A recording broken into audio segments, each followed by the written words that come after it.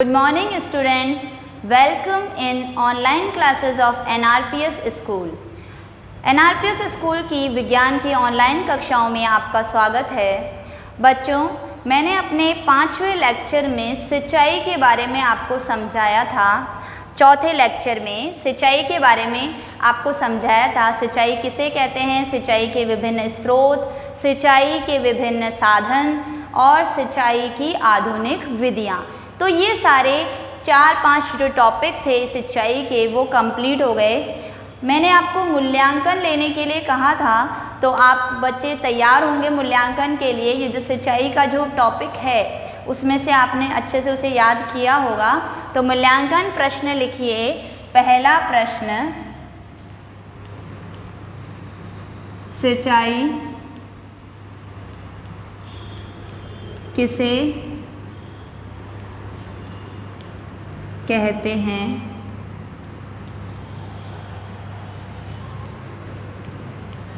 इसके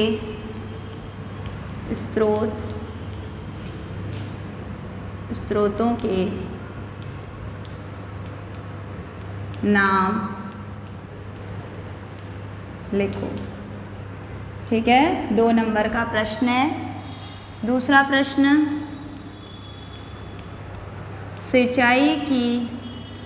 सिंचाई के आधुनिक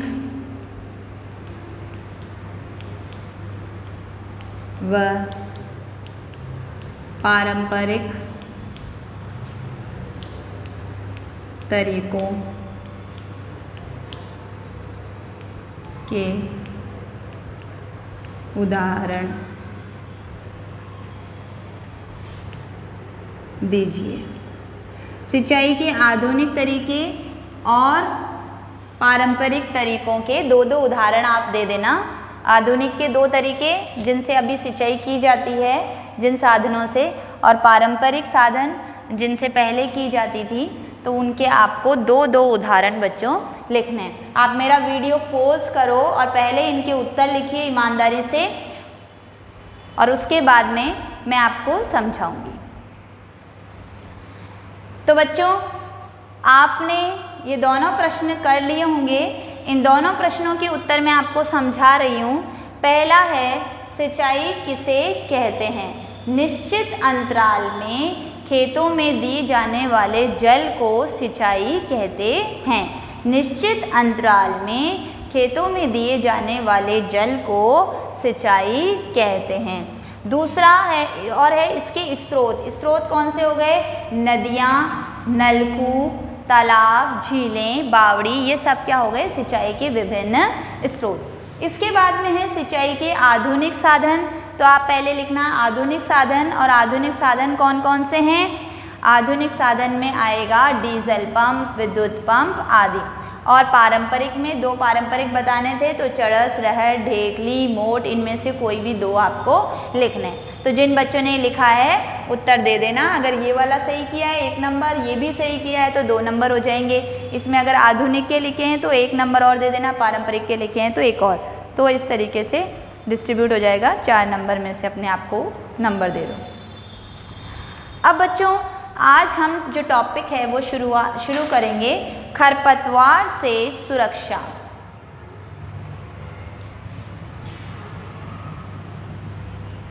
जो भी टॉपिक मैं करवा रही हूँ उसका मूल्यांकन उसी टॉपिक में से ही प्रश्न आएंगे आपके, और दूसरे लेक्चर में हुआ करेंगे।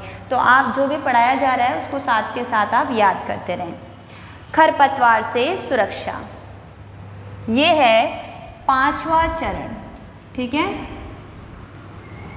7 चरण पढ़ने हैं अपने को। खरपतवार से सुरक्षा, खरपतवार से सुरक्षा।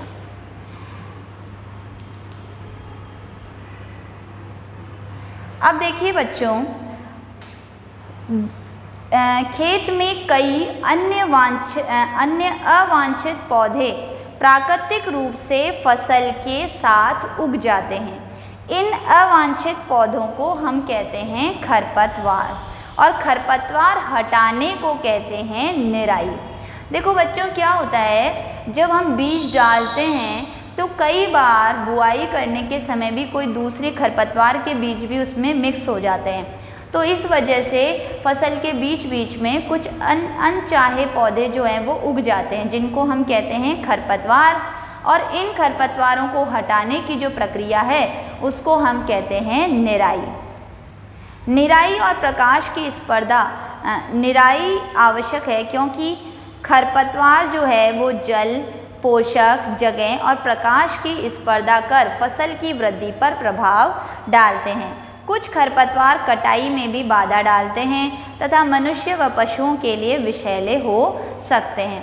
कई बार कटाई में भी अगर बीच बीच में मान लो जब कटाई हो रही है तो एक साथ ही सभी को कटना है, तो खरपतवार भी उस फसलीय पौधे के साथ मिल जाती है, जिससे वो हानिकारक होते हैं। कई विषैले होते हैं खरपतवार जो कि नुकसान करते हैं। तो जो खरपतवार है उसकी निराई जो है वो बहुत आवश्यक है। तो सबसे पहले बच्चों हम खरपतवार की परिभाषा लिखते हैं, ठीक है। तो खरपतवार जो है वो किसे कहते हैं? खरपतवार,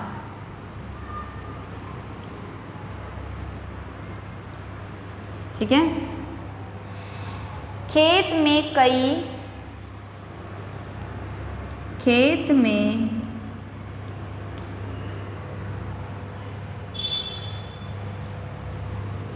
खेत में फसल के साथ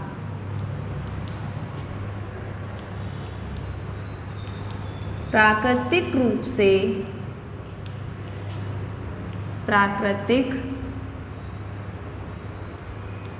रूप से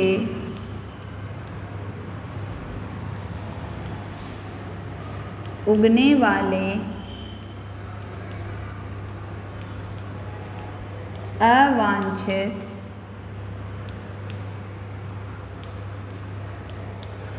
पौधों को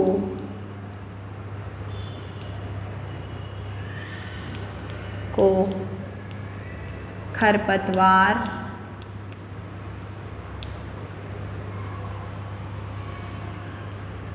कहते हैं, ठीक है। और खरपतवार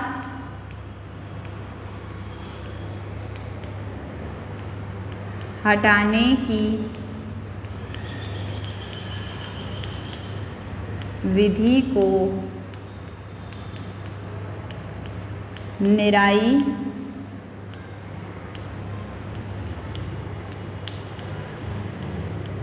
कहते हैं।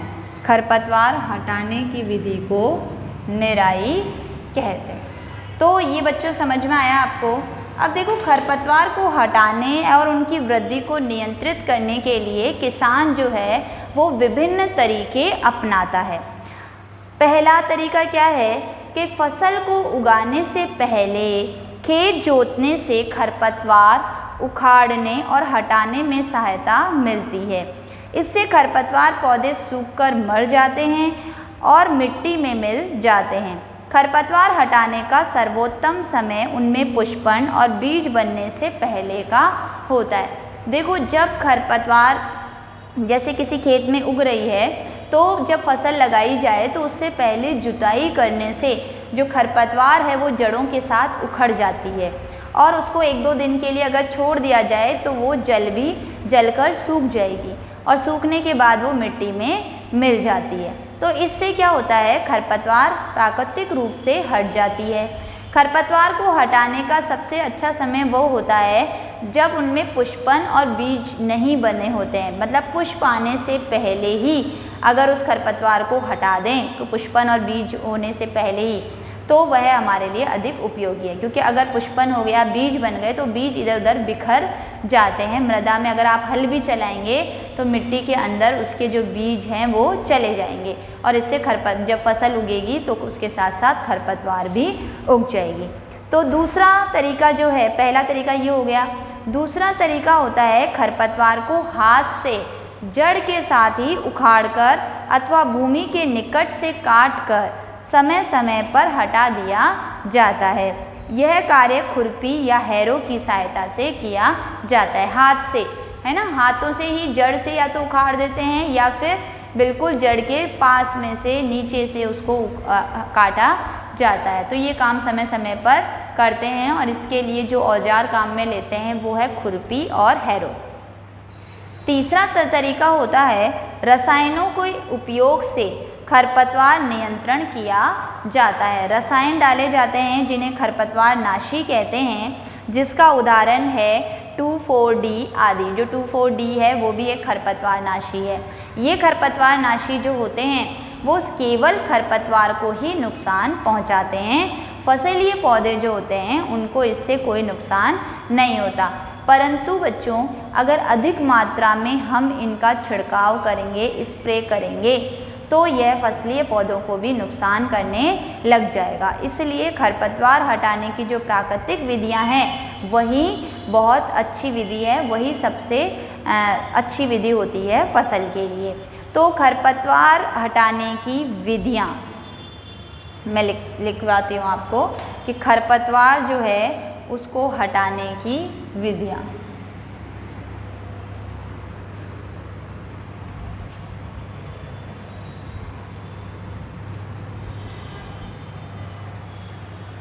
तो खरपतवार से सुरक्षा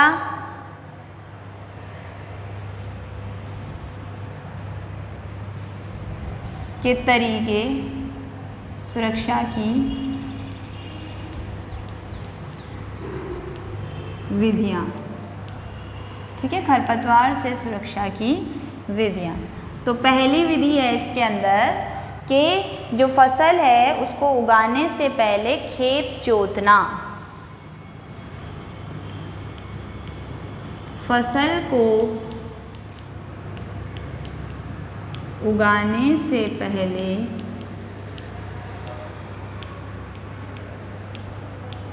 खेत जोतकर खरपतवार को हटा दिया जाता है, जिससे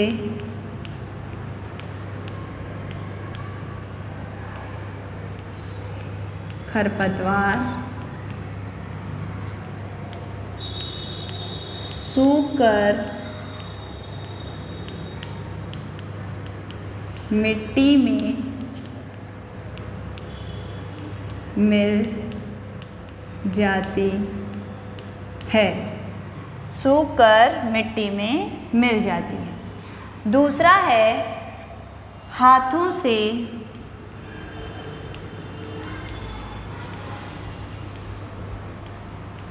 खरपतवार को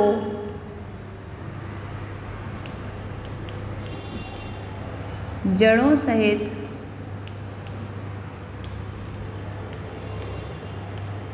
उखाड़कर या काटकर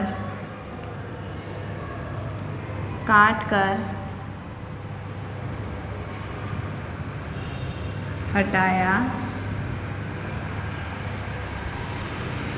जाता है। इसमें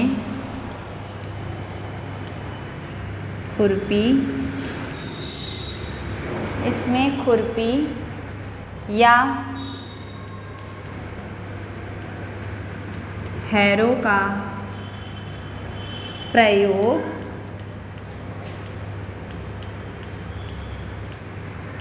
होता है। तीसरा है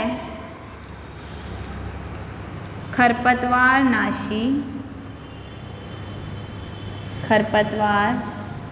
नाशी जैसे 2,4-D का उपयोग करना। ठीक है बच्चों, तो खरपतवार से सुरक्षा की क्या विधियां हैं? फसल को उगाने से पहले खेत जोतकर खरपतवार को हटा दिया जाता है, जिससे खरपतवार सूखकर मिट्टी में मिल जाती है। दूसरा है हाथों से खरपतवार जड़ों सहित उखाड़कर या काटकर हटाया जाता है,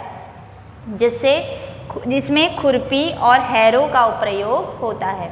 तीसरा खरपतवार नाशी जैसे 2,4-D आदि रसायनों का प्रयोग करना।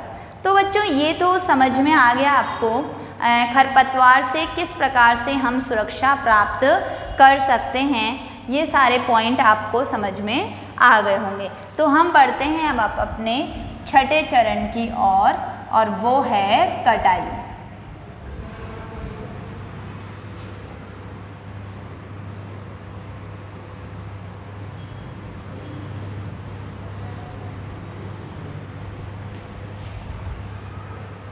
ठीक है बच्चों, तो अब अपना आता है छठा चरण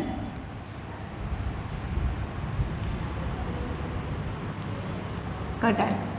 कटाई भी एक महत्वपूर्ण चरण है। जब हमने क्या कर लिया, खरपतवार से सुरक्षा कर ली, मिट्टी को तैयार करा, सबसे पहले बीज बो दिए, सिंचाई कर दी, खरपतवार से सुरक्षा कर दी, और उसके बाद में अब क्या प्रोसेस रहेगा, काटने का। अब क्या बचा, कटाई बची।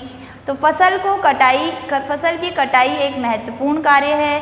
फसल पक जाने के बाद उसे काटना कटाई कहलाता है।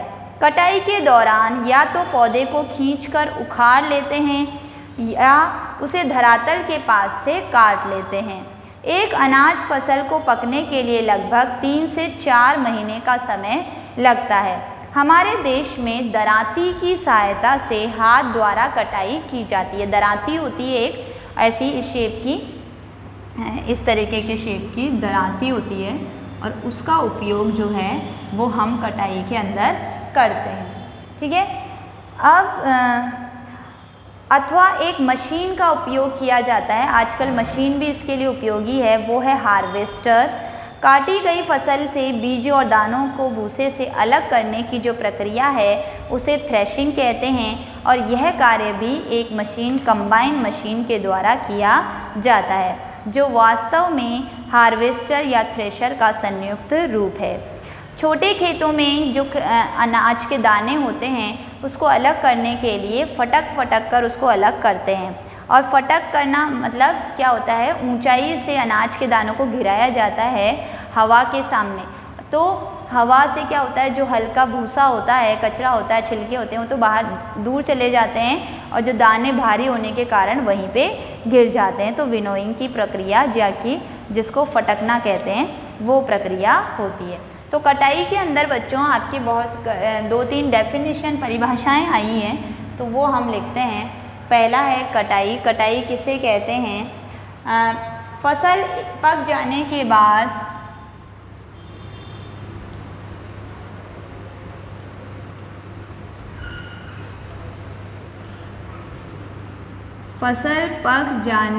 बाद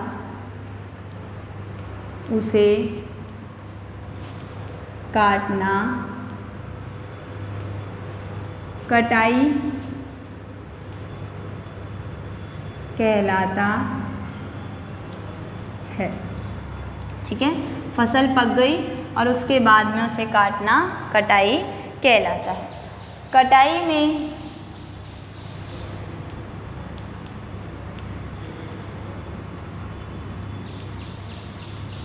काम आने वाले साधन, जो कटाई में काम आते हैं, वो कटाई में काम आने वाले साधन देखो। अगर छोटे खेत हैं तो उसमें दरांती की सहायता से कटाई होती है, तो छोटे खेतों के लिए तो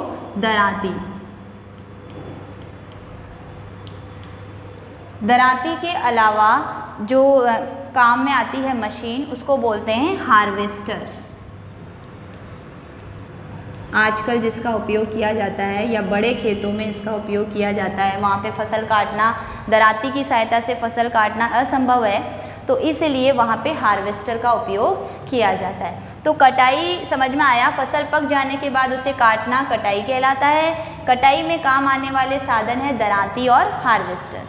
अब बच्चों, कटाई होने के बाद में उसको जो बीज है उसको फसल से अलग करना, उसको भूसे से अलग करना, की जो प्रक्रिया है उसको हम कहते हैं थ्रेशिंग। और थ्रेशिंग में जो मशीन काम आती है वो कंबाइन मशीन जो है उसको काम में लेते हैं। और कंबाइन मशीन के अलावा अगर छोटे खेत हैं तो उसमें फटक कर भी बीजों को भूसे से अलग किया जाता है। तो हम लिखते हैं अब थ्रेशिंग की परिभाषा। ये प्रश्न आता है आपके काफ़ी। थ्रेशिंग, अनाज के दानों को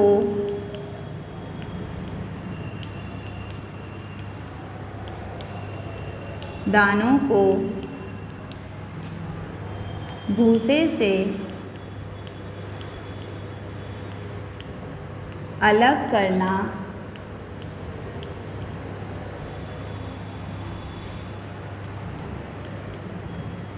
थ्रेशिंग कहलाता है।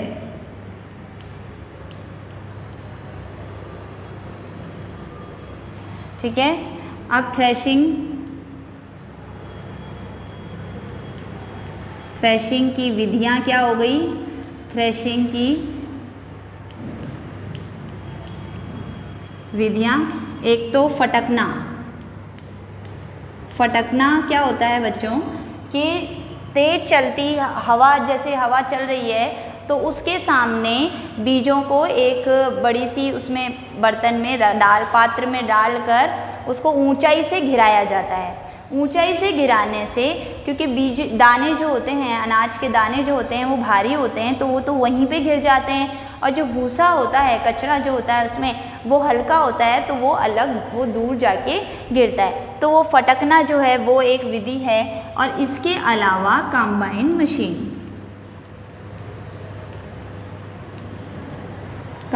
मशीन की सहायता से भी क्या किया जाता है? थ्रेशिंग का काम किया जाता है। तो बच्चों ये जो है कटाई की जो प्रक्रिया है वो आपकी पूरी हो गई। कटाई का चरण जो है वो पूरा हो गया, तो छठा चरण पूरा हो गया। अब हमारा आखिरी चरण जो है वो है भंडारण, कि जो भंडारण है वो कैसे किया जाए।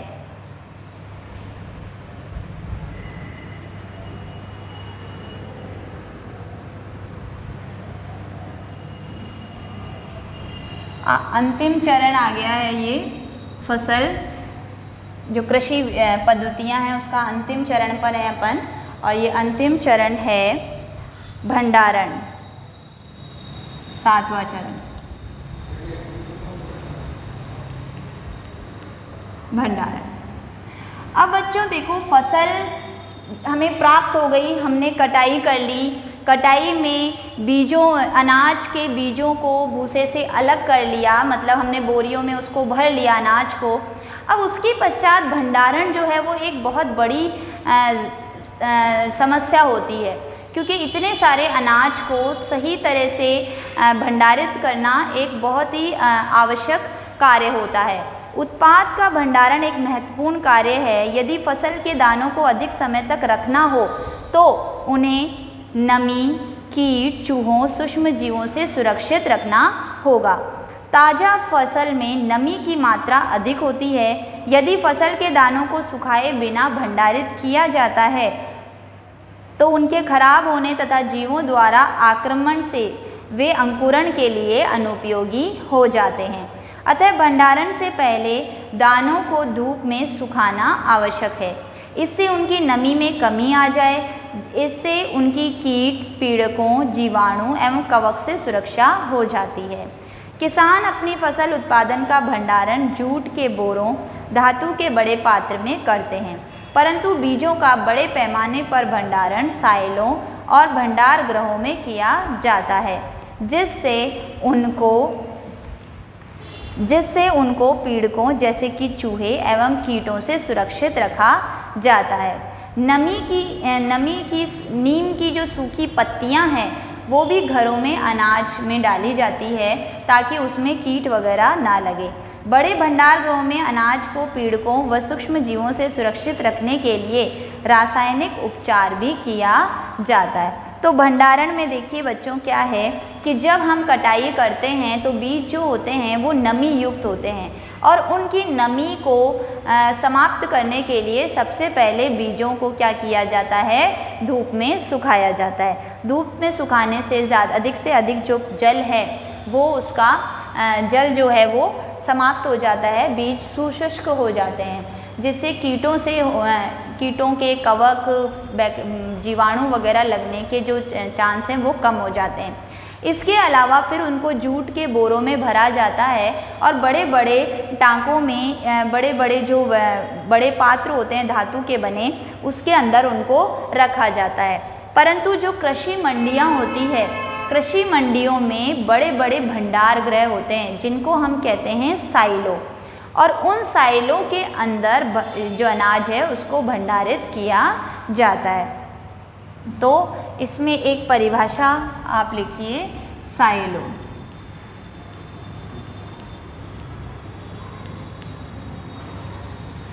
कृषि मंडियों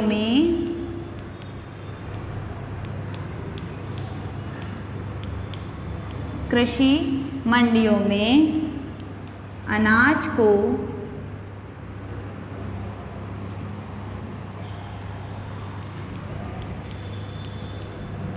सुरक्षित रखने हेतु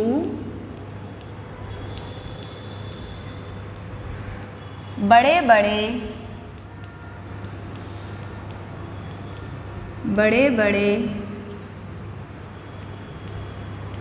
भंडार गृह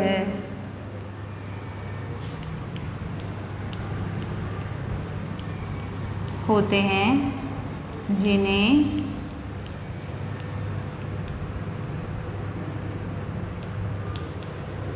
साइलो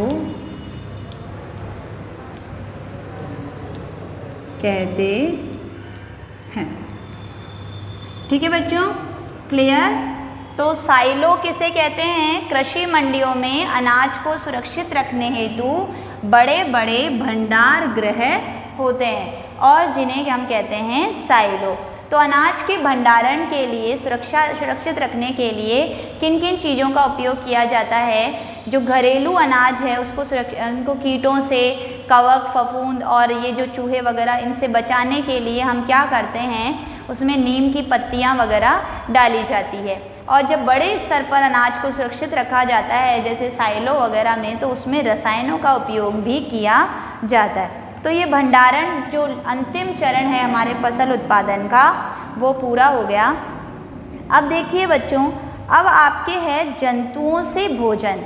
ये तो था कि किस तरीके से हमने फसलों से, पेड़ पौधों से भोजन प्राप्त करते हैं, और पेड़ पौधों से जो भोजन प्राप्त करने की प्रक्रिया है वो उसमें 7 चरण आते हैं। जो 7 चरण मैंने आपको अच्छे से समझा दिया है।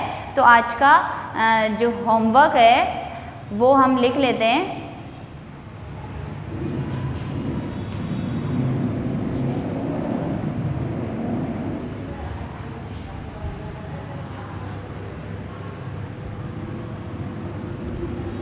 होमवर्क के प्रश्न लिखिए।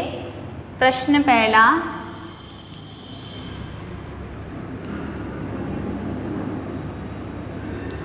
खरपतवार किसे कहते हैं?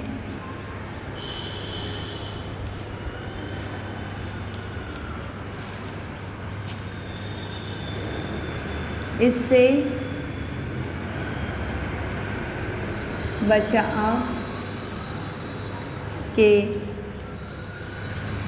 बचाव के उपाय लिखो। प्रश्न 2,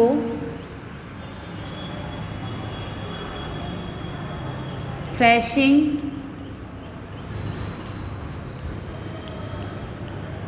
किसे कहते हैं? प्रश्न 3,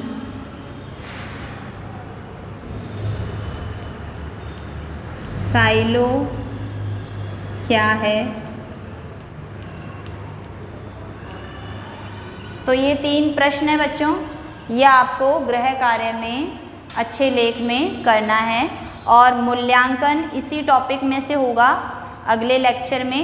तो आप मूल्यांकन के लिए ये जो आज मैंने पढ़ाया है उतना याद करके आएँ। Thank you.